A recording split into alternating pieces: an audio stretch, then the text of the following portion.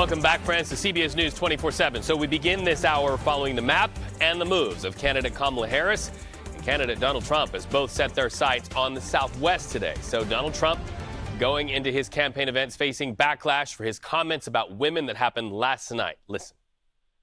Whether the women like it or not, I'm going to protect them. I'm going to protect them from migrants coming in.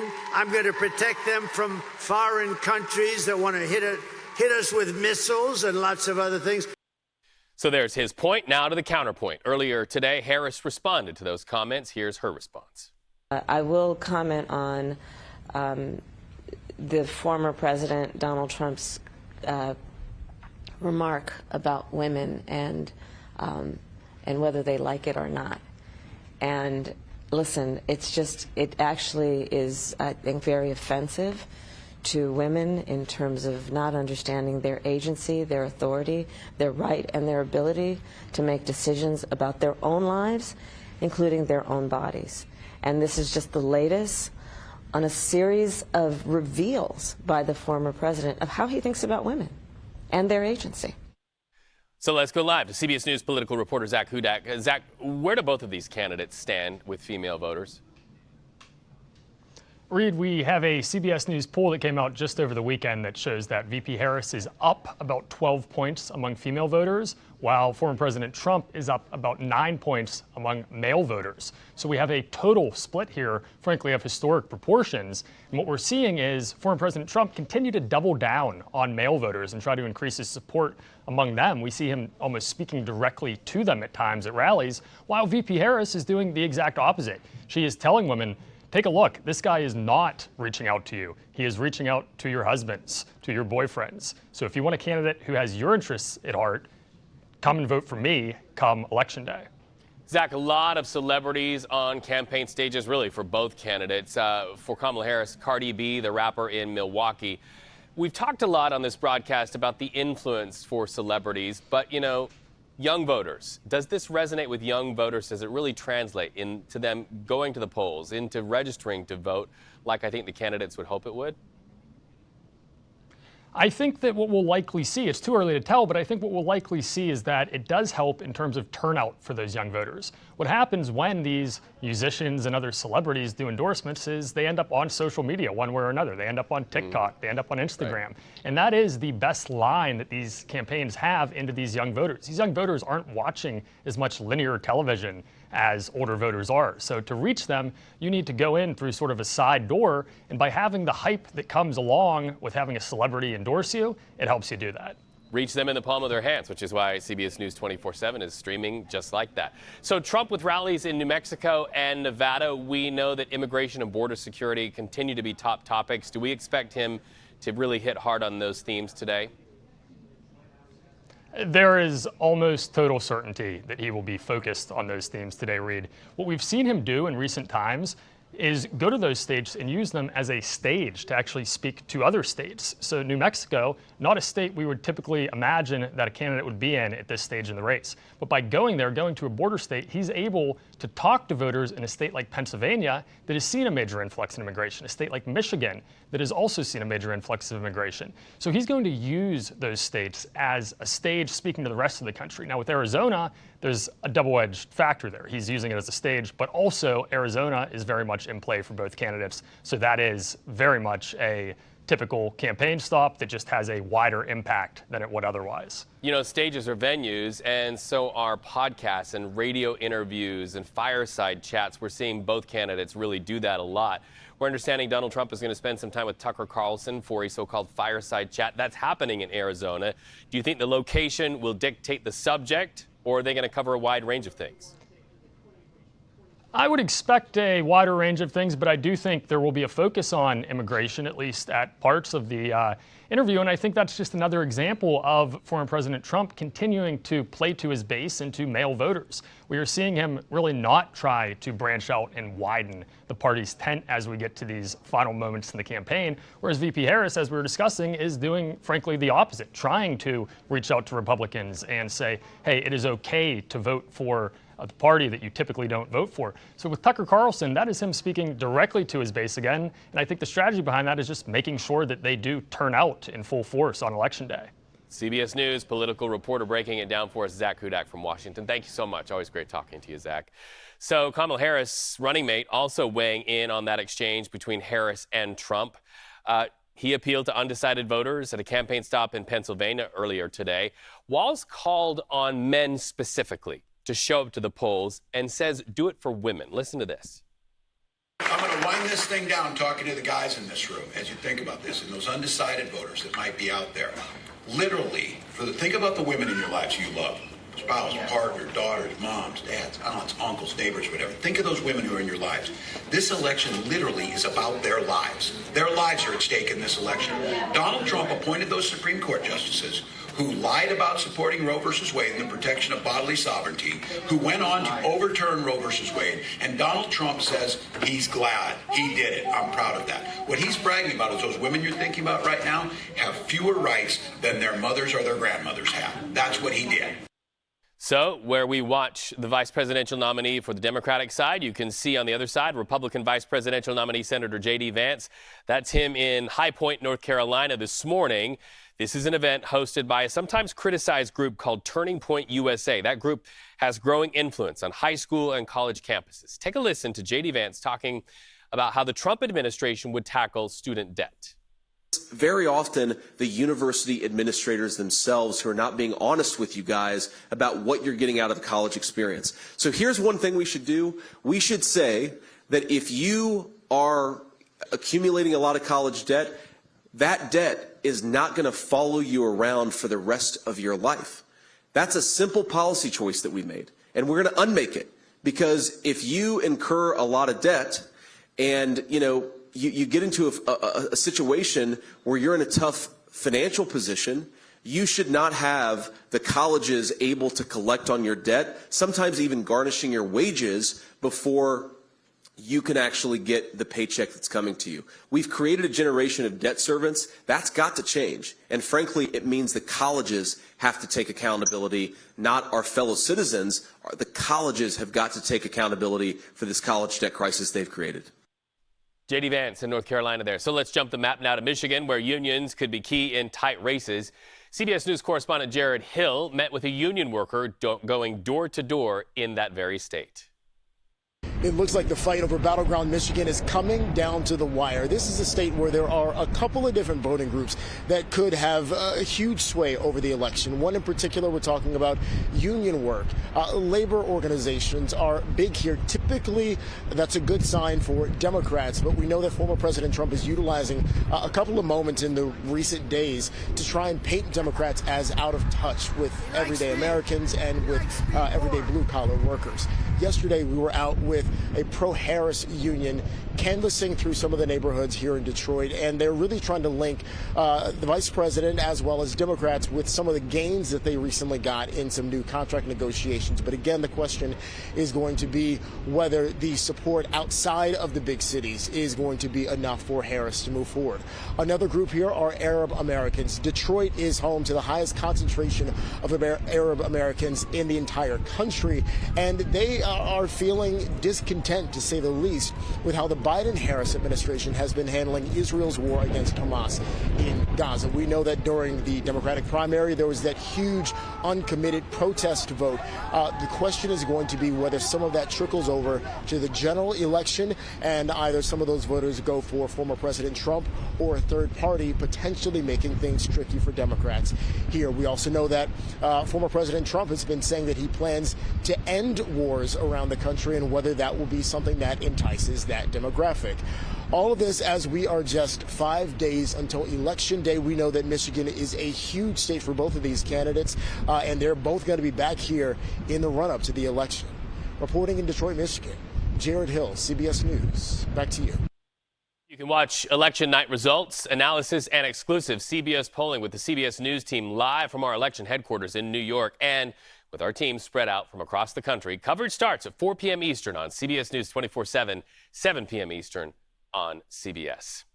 North Korea fires a missile causing many on the Korean Peninsula great concern. What we know about U.S. response, some training exercises flying side by side with South Korean jets when we come back on CBS News 24/7.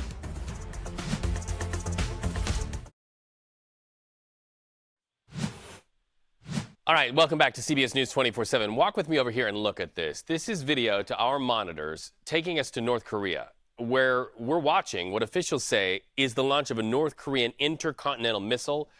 In fact, on the ground watching this very thing was Kim Jong-un of North Korea. He said that this was, quote, an appropriate military action. Now, let's talk about timing here. It was just one day after U.S. officials detected that North Korean troops are in Russia and in Russian uniforms making their way towards Russia's border with Ukraine. And we're seeing real-time response by the U.S. military, by the way, in joint aerial drills alongside South Korean air forces. U.S. leaders condemning North Korea's actions, urging North Korea to do this very thing, and that is to refrain from what they call further unlawful and destabilizing acts. But let's go live to CBS News senior national security correspondent Charlie D'Agata. Charlie, I've seen this before on the Korean Peninsula. I've reported from South Korea many, many times. And when this happens, it always raises concern, but this time it feels different. Why? Well, first of all, we got to look at the timing, right? So the South Korean defense minister is here. He was discussing this. He actually said that North Koreans would be firing a missile soon. We didn't expect it to happen that day. In meeting with Defense Secretary Lloyd Austin later today, 2+2, they'll be meeting with Secretary of State Antony Blinken. It's on the eve of American elections, so you always look at the timing, but it's how the hang time, I guess, is how you'd call it. So South Korean and Japanese officials say the ICBM was fired almost vertically, so straight up, and it flew for 86 minutes and reached a height of more than 4,300 miles before falling into the sea off Japan. So that makes it the longest missile yet. And the North Koreans have shown in previous tests that they had the kind of reach to reach mainland United States. What some analysts are saying is now they're testing a missile, an ICBM, that can carry a larger warhead. And that's what's causing concern, not just on the peninsula, but other places as well. Right, which is why you see those joint military exercises of the U.S. and South Korea. So let's continue talking about North Korea, but in a different place altogether. What do you know about those troops on the ground advancing towards Russia's border with Ukraine? Yeah, so we learned this yesterday from the Defense Secretary, Lloyd Austin. He said that there are about 10,000 North Korean troops, they estimate. The South Koreans have been saying this for a while. The Americans have now confirmed it. President Zelensky has been warning that this is happening, of about 10,000. The Defense Secretary described it as a sort of advance party. So maybe 2,000 or 3,000 that are headed to the Kursk region in Russia. And as you mentioned before, they're wearing Russian uniforms. They're carrying Russian equipment. The question is, are they going to cross over into Ukraine and fight Ukrainians there, or are they going to fight Ukrainians who have done that incursion in Kursk itself, which may change the calculus a little bit? But the Defense Secretary said he believes there's high likelihood that these soldiers, for what they're worth, will be engaged in combat. And if they are, they would be considered co-belligerents, is the term they're using. And they would be at risk of injury or death, and they can be fired on by anything that Ukraine has in the arsenal, including U.S. weapons. Charlie D'Agata, thank you so much for that report. We continue watching this story. We will for many days here on CBS News 24/7. The big question, what does it all mean? Meanwhile, at least 7 are dead in northern Israel after Hezbollah fired 2 different rocket barrages out of Lebanon. This comes a day after Israel launched their own attack into Lebanon, killing more than a dozen. CBS News senior foreign correspondent Holly Williams with details, while also reporting on the first public speech by Hezbollah's newest leader. Israeli airstrikes pounded the Baalbek region in southern Lebanon yesterday after Israel issued an evacuation warning to residents the day before. Lebanon's health ministry said at least 19 people were killed. Israel says it's targeting the militant group Hezbollah. Also yesterday, Hezbollah's new leader, Naim Qassem, gave his first public speech since taking command from an undisclosed location. He vowed to continue the work of his predecessor, who was killed by an Israeli airstrike last month. Israel's defense minister has called Qassem a, quote, temporary appointment, an apparent threat to kill him. Meanwhile, the head of the United Nations agency that helps Palestinian refugees has said that new Israeli laws passed this week will lead to more deaths in the Gaza Strip. On Monday, Israel's parliament voted to bar the agency known as UNRWA from operating inside Israel. Israel is a long-time critic of UNRWA and alleges that it's been infiltrated by Hamas in Gaza. Following a UN investigation, in August, the agency dismissed 9 staff members accused of taking part in the October 7th attacks. For context, UNRWA says it employs around 13,000 people in Gaza. The US said it is deeply concerned by the new legislation. Back to you. Holly, thank you for that. Look at this. In Spain, a mess. A lot of survivors to talk about here in the wake of the deadliest flash flood in decades. This is what people are waking up to in their neighborhoods. They are just turned upside down, walking through mud. This is the least of their problems because 158 people killed, maybe even more, and more than 100 people having to be rescued from these floodwaters. Thankfully, training equaled many lives saved. Monstrous floodwaters to talk about. And, you see it right there. Those streets where kids usually walk to go to school, furniture even swept out of homes, cars wrecked, power lines downed.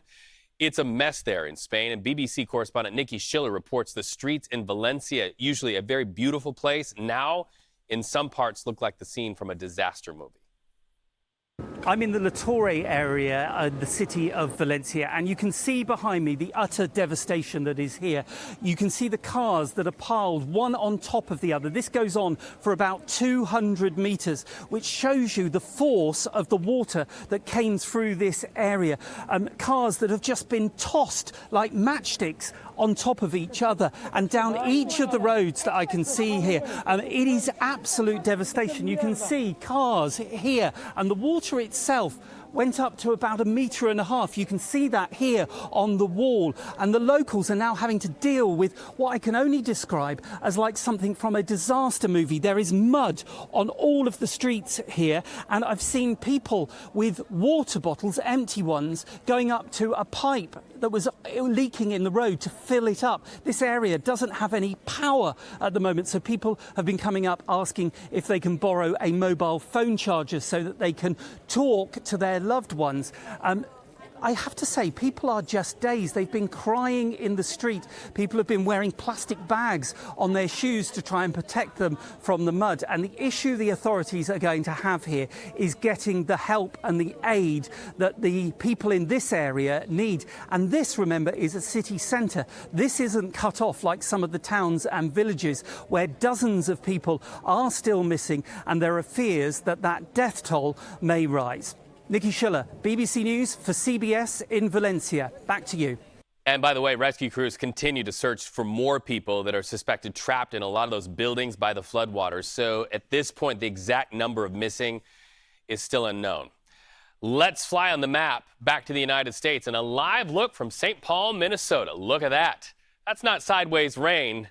That's a mix of rain and snow in the forecast. And I think, Jess, it's a letter from Mother Nature saying, I'm going to do a little bit more of the white stuff. They're dealing with the two extremes right now. I mean, taking a look at that live look, I want to put a jacket on right now. But yesterday, they were 13 degrees above average, just in that exact same area throughout the Twin Cities. Today, they're 11 degrees below average as the storm system sweeps throughout that area, cooling them off and bringing them what you just saw in that live look, a lot of cool, active thunderstorm weather right around the corner. Now, when it comes to daytime highs, we're now below normal in that region. However, that's not the case all the way up into the mid-Atlantic and all the way up into the Northeast. 21 degrees above average this afternoon up into Buffalo, New York. It is hot still for Halloween trick-or-treaters off into that area. We're going to continue to watch that heat really impact millions of Americans. Wide stretch throughout the South and all the way down into community members into Texas, dealing with above normal conditions today, too. Now, taking a look behind me, we're breaking records once again for our daytime highs. Buffalo is a good example, actually. This afternoon, we're seeing 70s and 80s wide stretch throughout that area. Syracuse, Hartford, all the way over into New York City. We're talking about 70s and 80s today. This is a summer-like weather pattern, and yet we're dealing with above normal conditions throughout the next 6 to 10 days issued by the Climate Prediction Center off into that region, down into the south too. We're finally getting some relief in sight for our friends near Albuquerque all the way over into Phoenix. Just last week we were in the 90s. Now we're seeing below normal conditions. Okay, that video out of Minnesota just makes me want to put on a parka. Yeah, I know. I want to borrow your jacket. Right. Thanks. Well, some heavy hitters questioning Elon Musk's $1 million strategy to try to get Donald Trump elected. There's a court case to talk about here, and a big question. Did Elon Musk show up, and what's next for the case when we come back? on CBS News 24/7.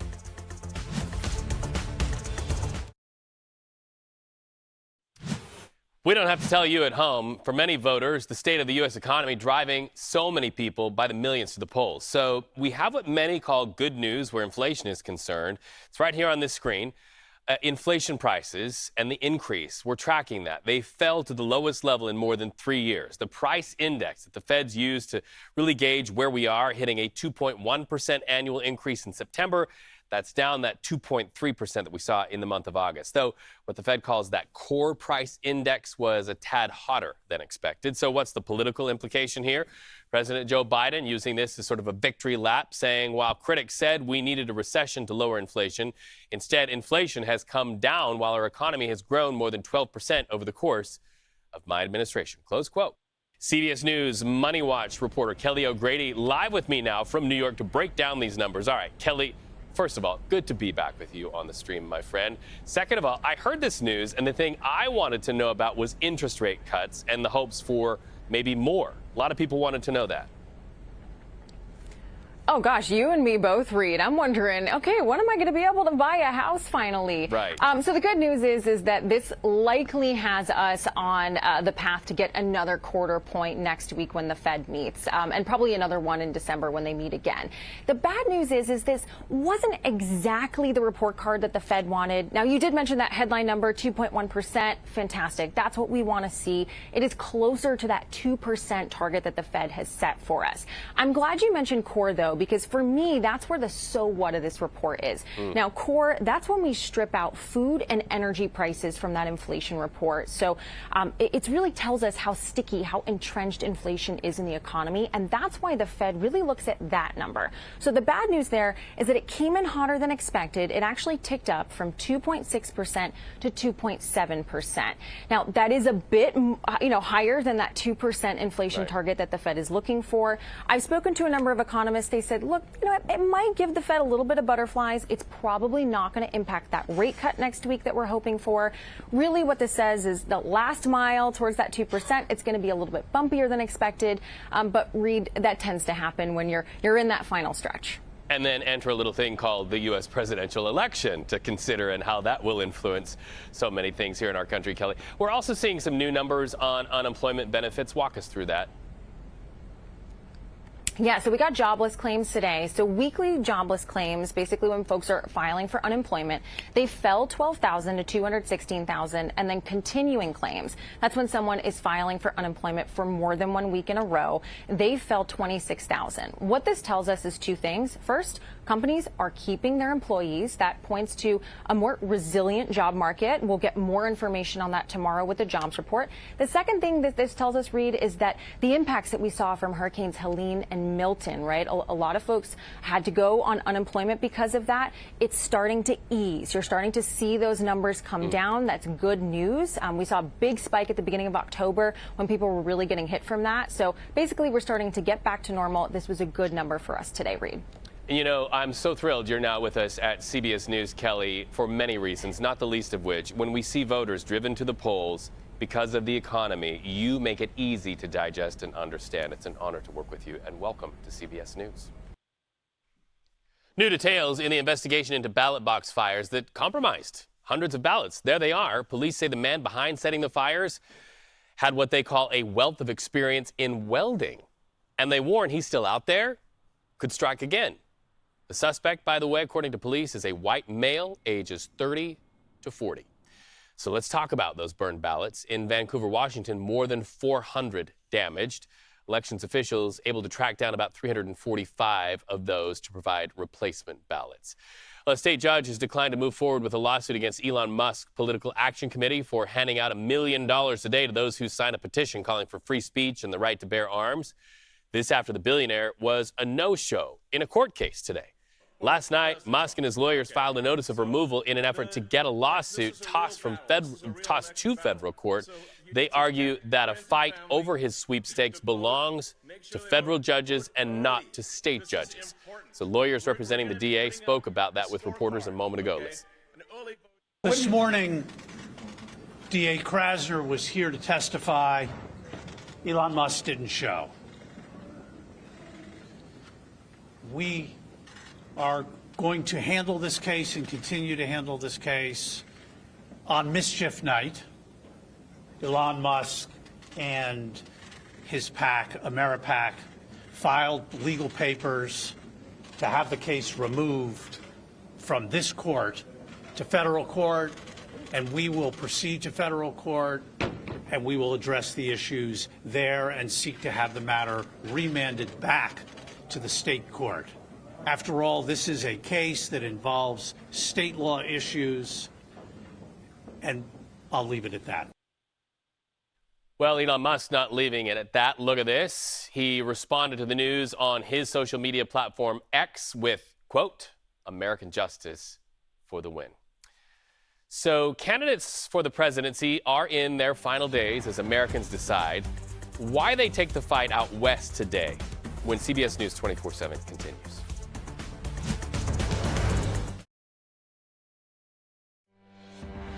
People in Frederickstown, south of St. Louis, Missouri, keeping their doors and windows shut after an explosion at this battery processing plant released toxic smoke into the air. You can see the smoke there.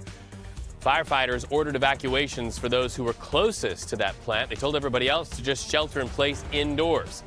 No injuries reported so far, but we are watching this one closely. A grand jury will hear new evidence today in the sex trafficking case against disgraced music artist Sean Diddy Combs. So this news comes after a New York judge ruled the woman accused Combs of sexually assaulting her 2 decades ago cannot sue if she still wants to remain anonymous. The judge stated allegations by themselves are just not enough for the accuser, who filed the suit as Jane Doe. So to continue that case, she has to come out of the closet, so to speak, and come out of the shadows. The accuser argued to the judge she fears harm if her name became public. A House subcommittee says former New York Governor Andrew Cuomo lied to Congress about the number of COVID deaths in nursing homes during the pandemic. Well, now he faces potential prosecution. The Republican-led House panel accused Cuomo of underreporting the number of nursing home deaths by nearly half. By the way, that panel says this was a calculated effort by Cuomo to avoid accountability for his handling of nursing homes during the pandemic. That committee now referring the Cuomo case over to the Justice Department. Less than 1 week out from Election Day as candidates are on a battleground blitz. So Kamala Harris has 3 very crucial stops in 2 critical swing states. She's got an eye on wooing Latino voters. She'll first stop in Phoenix before heading to Reno, ending the night in Las Vegas. So let's go live to CBS News correspondent Nydia Cavazos. She's in Reno, Nevada. Nydia, these campaign stops are really critical, especially here as they make the closing arguments. Why are these battlegrounds so crucial at the last hours? These are crucial battleground states when it comes to Arizona and Nevada, but when we talk about its demographics, we're looking at states that have a large population of Latino voters. In Arizona, it's almost 25% of eligible voters. In Nevada, it's going to come down to almost 1 in every 5 voters is going to be Latino voters. So this explains why Vice President Harris is out here today in her last-minute efforts to court Latino voters on different issues that are going to appeal to voters in Arizona, with border immigration being front and center, and economy, for example, taking center stage in Nevada, as we know that Nevada has a large sector of hospitality workers, and so she has to make her appeal to these workers and to these voters, and especially when it comes down to the margins, and every vote is going to count and every demographic counts here in Arizona and Nevada. So we know you're reporting from the state of Nevada, where the Culinary Union, and you talk about those hospitality workers, the Culinary Union has a very heavy hand there in the state of Nevada. It's credited with the career of Harry Reid, former Senator Harry Reid, the late senator now. Where is the Culinary Union on their influence? Because it used to be that Democrats did much better with Latino voters because of the influence of the Culinary Union there in that state. For this year and this time around, the Culinary Union has endorsed Vice President Harris for president, and we've seen them on the campaign trail. They've attended Harris's rally whenever she has visited Nevada, and they're also in charge of mobilizing a lot of Latino voters here in Nevada. We've seen them out in the street canvassing, door knocking, phone banking, and all of this is to rally up support for Harris. But Harris had to meet with this union several times in order to get that endorsement. In fact, this was the one of the very first trips for 2024 was in Nevada to meet with the Pacific Culinary Union. And this was back when Harris was still running as President Biden's running mate. And so this shows the influence that this group has. And it is a group that Harris would want to have in her pocket going into Election Day in 5 days. Nevada's been fascinating to watch because nothing has just been easy or a given. Nydia Cavazos, thank you so much for that live report from Reno. All right, so the Trump campaign also setting its sight on the Southwest today. You're looking right now live at a rally in the state of New Mexico. It's Trump's final push in that region to get voters to the polls. Meanwhile, Kamala Harris giving her thoughts on the Affordable Care Act, which she claims Donald Trump will repeal if elected. Let's listen in.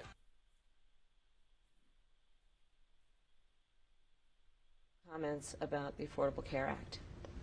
Look, I've been saying throughout this campaign, be very clear that among the stakes in this election are whether we continue with the Affordable Care Act or not. It has been a part of Donald Trump's agenda for a very long time. He has made dozens of attempts to get rid of the Affordable Care Act. And now we have further validation of that agenda from his supporter, the Speaker of the House. And what that would mean for the American people is that insurance companies could go back to a time when they would deny you coverage for health insurance based on pre-existing conditions such as you being a survivor of breast cancer, asthma, diabetes. And what I know is that the American people, regardless of who they're voting for, know the importance of the Affordable Care Act, as it is also called Obamacare, in terms of expanding people's coverage to health care based on a fundamental principle that I hold deeply. Access to health care should be a right and not just a privilege to those who can afford it. Kamala Harris speaking there about the Affordable Care Act. So listen, here at CBS News 24/7, when one candidate or politician quotes or talks about another one, we like to hear from the other one quickly. We can do that for you now. House Speaker Mike Johnson had this to say moments ago in response to what Kamala Harris had to say. Listen. And I was told that Kamala Harris is lying about me today. She is lying. Apparently, she said that I'm for repealing the ACA. That has not ever been our position anytime in recent memory. It is not our plan or nothing that we have on the table. I was at an event in Pennsylvania a few days ago, and somebody in the audience asked about that, and we have the audio and the transcript, and it's publicly available. You can hear exactly what I said. I said the ACA is ingrained in our healthcare system now, and Republicans in the House are always in favor of improving access, reducing cost of health care, and improving quality, and we'll always focus on that. But no one's talking about repealing the ACA. So CBS News correspondent Nicole Killian joins us from the state of Nevada. Okay, so before we get to the Trump campaign, we just heard Johnson's response to that issue. It is an issue that's squarely on the mind of Congress that you so deftly cover. Are we seeing a preview of what's to come after the election by way of a fight on this front?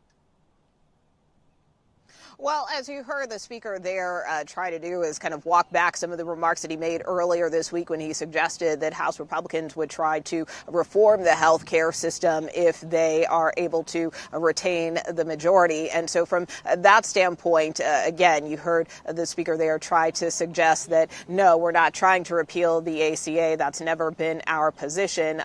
But certainly some type of reform potentially could be on the table. The former president, for his part, also, when Speaker Johnson made his original comments earlier this week, tried to put some distance from the speaker's remarks. But now, in light of the vice president coming out suggesting that the former president and House Republicans would repeal the Affordable Care Act, the former president really pushing back against that, saying that this is fiction, which is also something that Speaker Johnson made reference to as well, saying that the vice president is lying about him. So, there is some gray area here, because we do know that Republicans, certainly under the former president's administration, did make several attempts to try to repeal the Affordable Care Act. So this is kind of a lightning rod issue on both sides. But the former president, for his part, at least right here, right now in this moment, is saying that that is something that is not under consideration, that it is fiction to even suggest that he would consider repealing the Affordable Care Act.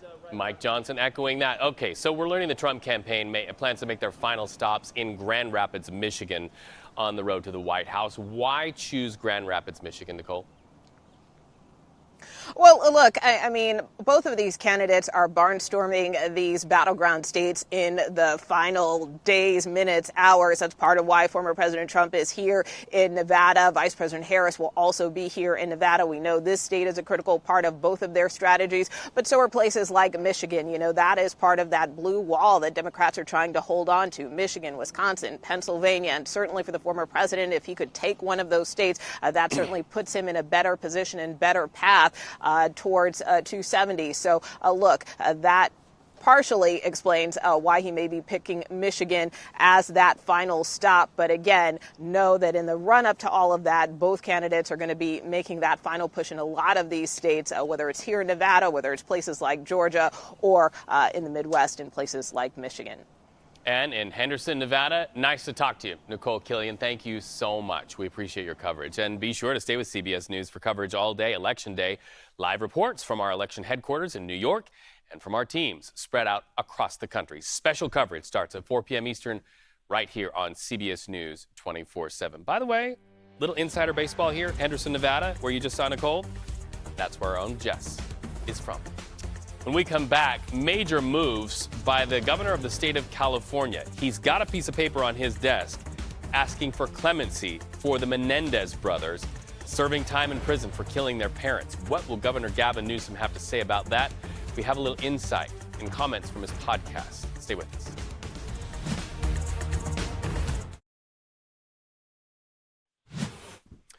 Taking you right inside the room now, where Secretary of Defense Lloyd Austin and Secretary of State Antony Blinken are holding a joint news conference alongside their South Korean counterparts. That group addressing an intercontinental ballistic missile launch by North Korea and reports of North Korean troops in Russia advancing to Russia's border with Ukraine. Let's listen in.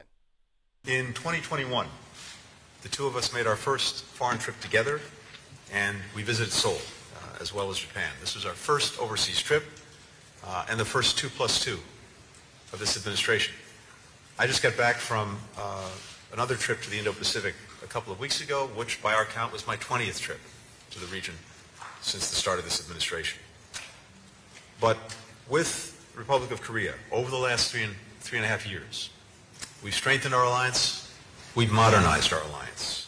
An alliance that for 7 decades has advanced peace, prosperity, and stability on the Korean Peninsula, in the Indo-Pacific, and increasingly around the world. Today, we have an opportunity to build on that progress and to also lay the groundwork to ensure that we continue delivering shared security and shared opportunity for our people in the years to come. Now, one of the things that we emphasized today was a reaffirmation of the United States' ironclad commitment to the ROK security, and that includes through extended deterrence. That's especially important in light of the ongoing provocations coming from North Korea, including another ICBM launch just yesterday. We condemn it in the strongest terms. The latest launch of many and other provocative actions that it's taken. Flagrant violations all of multiple UN Security Council resolutions.